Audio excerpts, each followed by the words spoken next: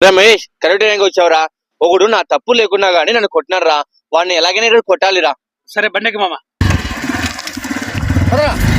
రమేష్ వాడే బండి అప్పురా. నా కూడా చచ్చిపోయి ఈరోజు ఏమన్నా ఇక్కడ ఎక్కడికక్కడ ఎత్తిన తలకి రాత పెడతా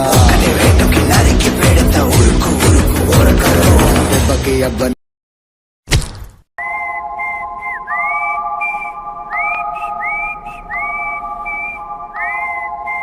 ఏమ్రా మావనే కొట్టినావంట? పువ్వెక్కిందా?